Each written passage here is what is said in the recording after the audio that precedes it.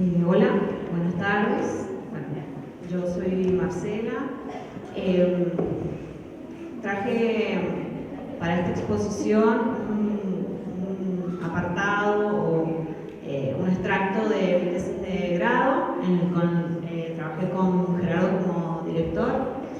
Y bueno, el título es Experiencias concentracionales de mujeres víctimas de detenciones en la última dictadura cívico-militar en San Juan. Me parecía un poco importante destacar cómo fuimos construyendo este problema, como la historia de la investigación. Yo empecé como adscripta a un proyecto de investigación que dirigía José Casas, y ahí comencé a trabajar con las testimoniales. Ahí me acerqué a lo que las mujeres habían declarado en el primer megajuicio realizado en San Juan. Y luego, a partir de estas testimoniales, me interesó conocer cómo fueron específicamente las experiencias de mujeres. También trabajando a partir de una beca de investigación, pude profundizar en esto, y además con una beca de extensión que junto a Carlos y Gerardo trabajamos con un archivo digital de derechos humanos, y pude presenciar algunas audiencias de la mega causa 2 y de la mega causa 3. Bueno, y a partir de este recorrido, que era también un acercamiento a las testimoniales, también presenciando los juicios, profundizando con algunas entrevistas con la beca de investigación, es que fuimos construyendo problemas de investigación. Identificamos que desde un primer momento las mujeres comienzan a testimoniar desde las primeras instancias de detención, ellas testimonian sobre agresiones sexualizadas que recibieron. No solamente fueron encapuchadas, maniatadas, sino que también fueron manoseadas desde el mismo momento en el que las detenían. Otra identificación para construir este problema fue esta distinción, o esto que empezamos a ver sobre cómo fueron cambiando los testimonios desde el mismo contexto dictatorial hasta la reapertura de los juicios. Y por último, también, como mencionaba Gerardo, la emergencia del género como una dimensión de análisis en los juicios de lesa humanidad. Entonces, de aquí, de construir este problema, es que nos preguntamos lo siguiente: ¿cómo fueron esas experiencias de mujeres? ¿Cómo fueron las situaciones de persecución, de detención, encierro y posencierro de las mujeres víctimas de detención? ¿Y qué procedimientos se aplicaron sobre esas mujeres? ¿Y cómo fue el carácter patriarcal de esos procedimientos? Se tradujeron en los siguientes objetivos de la investigación. Voy a ser un poco breve en esta parte. Y como ejes de análisis, con lo que trabajé fue con las concepciones de genocidio, que también ha detallado Silvina, Gerardo, y también en el módulo pasado, esta construcción del enemigo subversivo y del genocidio como una búsqueda, como decía Gerardo, de disciplinar a la sociedad en su conjunto. Es decir, reprimieron un grupo que denominaron enemigo, que construyeron como enemigo, como decía Silvina, pero el mensaje disciplinador era la sociedad en su conjunto, ¿sí? Nos representaron una figura del mal, aniquilar de la sociedad, de lo que estaba mal, y a partir de esto es que ejercieron la represión, y estaba, entre comillas digo, legitimada o aceptada, porque ya se había construido esa figura de lo malo, de lo subversivo, de algo dañino o que rompía con el orden social. Otra de las ejes de análisis con los que trabajamos fue patriarcado y violencias sexuales. El patriarcado, digamos, me ayudó a comprender las testimoniales desde, un ordenamiento, un sistema que produce diferencias sexogenéricas entre varones y mujeres, que produce desigualdades, Y desde aquí es que yo analicé las testimoniales y lo que sucedió con respecto a las mujeres. Y por otra parte, también definiciones de violencias sexuales, las tomé de Rita Segato, que ella destaca a las violencias sexuales como una forma de restituir este orden patriarcal. Las violencias sexuales son ejercidas para restituir estos roles jerárquicos de género, ¿sí? Entonces, estos dos ejes de análisis, patriarcado y genocidio, me van a dar una intersección particular de vulnerabilidad en las experiencias concentracionales de mujeres. En principio, como bien han comentado mis compañeros, este contexto inicial fue propicio para que sucediera la represión. Destacar que la toma de poder por las Fuerzas Armadas tuvo un objetivo económico, pero principalmente me interesa destacar que se buscó imponer una identidad que fuese funcional a los intereses de esos perpetradores, de quienes llevaron a cabo la dictadura. Y esa identidad tenía un fuerte carácter moralizador, ¿sí? Con un marcado componente de género. Acá lo que traje fue, bueno, a partir de la lectura de las testimoniales, construimos un cuadro y a partir de algunas cuestiones a singularizar que nos dio José cuando trabajamos con las testimoniales, fue destacar, bueno, caracterizar este grupo de mujeres que fueron definidas como casos víctimas en la mea causa 1. Encontramos 13 casos de mujeres de 70 en total y bueno, separamos las características sociales, la militancia de las mujeres, cómo fueron detenidas y los lugares en los que estuvieron detenidas. Bueno, este es el caso 1. Traigo así como a grandes rasgos, este cuadro lo voy a pasar rápido, pero es como para mostrarles cómo fueron los distintos mecanismos a través de los cuales se detuvieron a las mujeres, cómo fue su participación o su militancia, ya sea política o social, cuáles fueron detenidas, quiénes fueron secuestradas, en qué lugares, en el penal de Chimbas, en la Marquesita, en la central de policía. ¿Qué características sociales tenían estas mujeres? ¿Eran estudiantes? ¿Eran trabajadoras en el ámbito público, en el provincial? La militancia que tenían en la universidad, en Montoneros, en la Juventud Peronista, en el Partido Comunista. Es como para que tenían entre 21, 27, 30 años. Solo hay un caso de una definida como caso de víctima de una niña de 7 años, que el contexto de detención fue su domicilio cuando allanaron su domicilio, que en realidad buscaban a sus hermanos, y estuvo detenida, no pudo salir de su domicilio durante todo el allanamiento, durante lo que duró el allanamiento.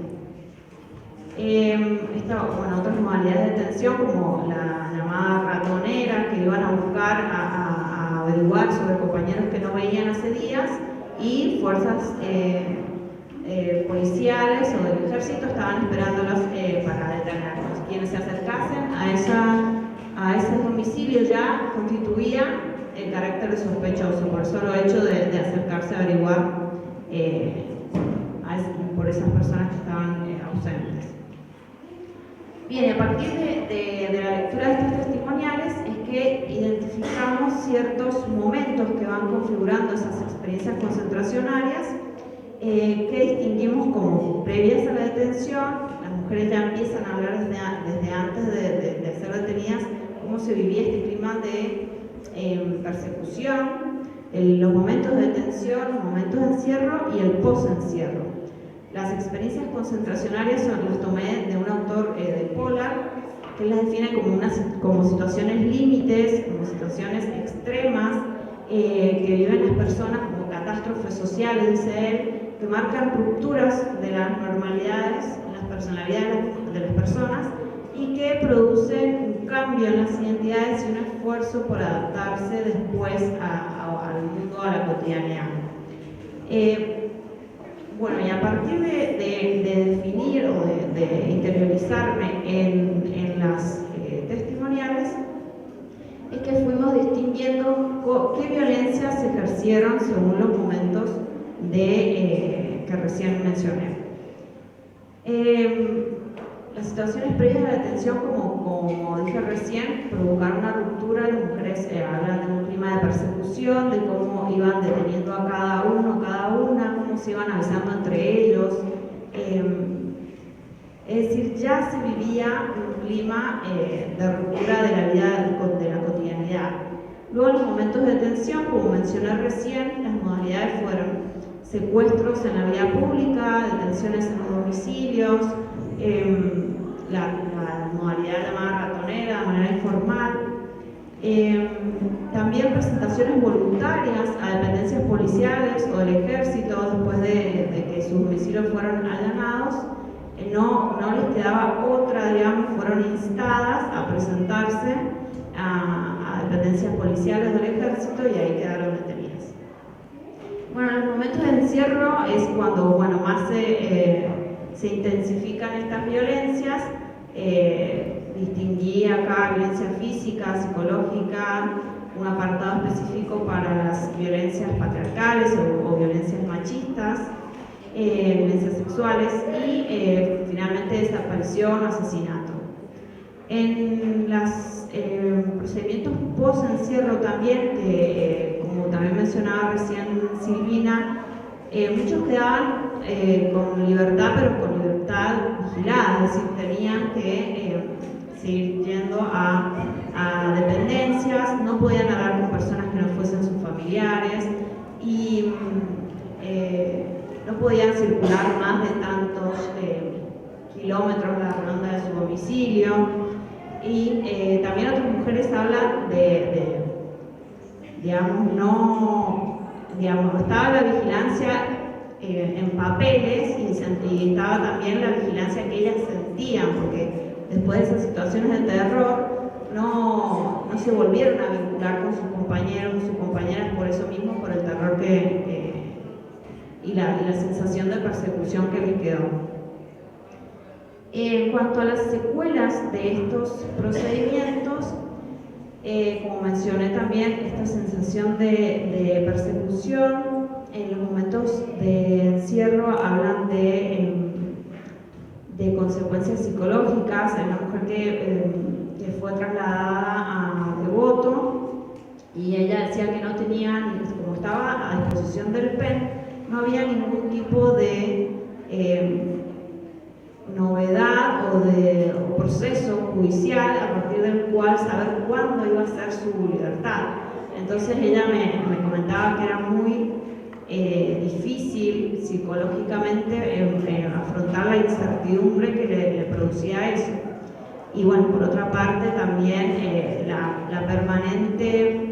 el permanente estado de alerta frente a las amenazas de violación que tenían, mujeres que mencionan que nunca se desvistieron en todo su momento de detención, justamente por el temor a ser violadas, que eran amenazadas directamente, verbalmente, y bueno, por otra parte también las consecuencias físicas, como hay casos de que las golpizas llegaron a perder piezas dentales. Hay un caso muy conocido de daño en el riñón por las golpizas que recibió. Y luego las consecuencias post-encierro, como mencioné, psicológicas, emocionales, físicas y relacionales. Físicas, bueno, hay un montón. Hay una mujer que perdió la audición de su oído, perdió también por los pasajes de picana eléctrica, perdió la totalidad de su dentadura. Psicológicas, emocionales, hay una que me interesa destacar, que en este contexto es las dificultades para entablar relaciones, para tener relaciones sexuales, posterior a su detención. ¿Por qué? Por el trauma que le había generado todos esos intentos de abuso en el encierro. ¿Qué es lo que me interesa destacar de estas experiencias de las mujeres, tomando en cuenta, en principio, genocidio y patriarcado? Es que, como mencioné, esta identidad que se buscó imponer tenía un carácter de disciplinador, como decía Silvina también en un principio. ¿Qué está mal ser? ¿Cómo está mal ser? ¿Y qué está mal hacer esa militancia? En el caso de las mujeres, en la dictadura se enalteció mucho la figura de la mujer dedicada al ámbito privado, cuidadora de su hogar, y se construyó negativamente a estas mujeres que se habían animado a una militancia social y política. Entonces, ellas mismas cuando las entrevistaba, las mujeres me decían que lo que recibían eran insultos para absolutamente todo, por haber tenido la osadía de animarse a militar. Ella misma me decía eso. Para sacarlas de la celda, el trato más habitual era salir de acá, puta, y de ahí en creyendo, digamos, no, eso era lo más liviano de las violencias que recibían. Lo que me interesa destacar con esto es que intersectando genocidio y patriarcado, las reflexiones de esas autoras y junto con esto que he charlado, es que se intentó disciplinar una forma de ser mujer y que, como decía Gerardo, nos permite o nos llama a tener alertas sobre estas situaciones que pueden ocurrir hoy. A quienes hoy se construyen como esas mujeres que está mal ser, digamos. Y los casos que han sido judicializados ahora en San Juan nos dan una pauta de eso, nos prenden esta alarma. Entonces me parecía importante destacar esto. Y por otra parte también algo que emergió en las testimoniales es que para muchas mujeres este juicio fue uno de los primeros lugares en los que pudieron testimoniar sobre sus experiencias y bueno, lo que falta también, lo mucho que falta, porque hay muchísima revictimización en los mismos procesos judiciales, si bien muchos agradecen esa posibilidad de poder hablar por primera vez de manera pública y que hoy en día se están dadas las condiciones para poder testimoniar sobre esas violencias. También hubo mucha revictimización en los juicios y además por lo tan complicado que se torna judicializar los delitos sexuales. Como forma de cierre, bueno, también destacar lo que queda en cuanto a propiciar condiciones de escucha sobre estas violencias que padecieron las mujeres. El año pasado, por ejemplo, algo importante para destacar fue que se dio sentencia firme en la Corte Suprema de Justicia sobre los delitos sexuales que se pidió incorporar en el Primer Juicio 1, en el fallo Martel. Digamos, es la primera vez en la historia de los juicios de lesa humanidad en el país que la Corte Suprema de Justicia se expidió con respecto a las violencias sexuales como delitos de lesa humanidad. Digamos, y eso corresponde con la mega causa 1 de San Juan.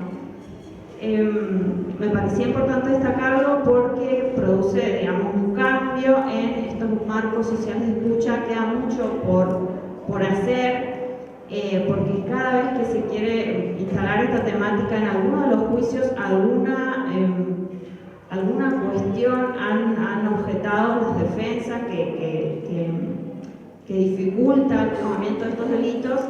Entonces, me parece que ese acontecimiento que la Corte Suprema de Justicia se pronuncie.